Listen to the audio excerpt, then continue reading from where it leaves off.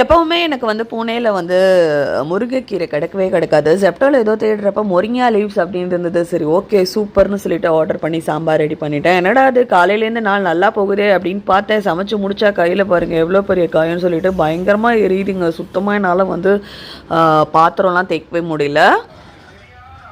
ஜெப்டோவில் ரொம்ப நேரமாக ஸ்லாட்டே கிடைக்கல. அதுக்கப்புறம் பார்த்தீங்கன்னா ½ அன் ஹவர் கழிச்சு தான் கிடச்சிது. திங்ஸ்லாம் ஆர்டர் பண்ணியாச்சு. இப்போ ஃபஸ்ட்டு நம்ம வந்து ஒரு காஃபி போடலாம். இன்றைக்கி நைட்டு டின்னருக்கு பார்த்தீங்கன்னா நாங்கள் பாஸ்தா தான் ரெடி பண்ண போகிறேன். அதுக்காக தான் ஆக்சுவலாக நான் வந்து பாஸ்தா வாங்கியிருக்கேன்.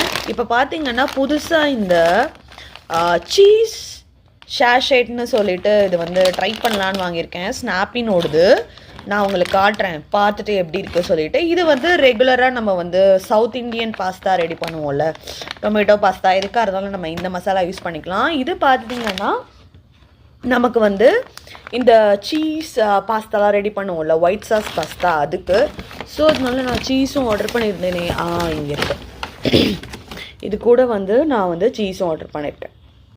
வாழ்க்கையில் பார்த்தீங்கன்னா பிரச்சனைக்கெல்லாம் வந்து குறைச்சலே கிடையாது. ஒன்று முடிஞ்சால் ஒன்றுன்னு சொல்லிட்டு அடுத்தடுத்து வந்துகிட்டே தான் இருக்குது.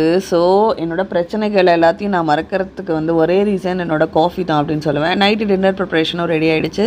White sauce pasta.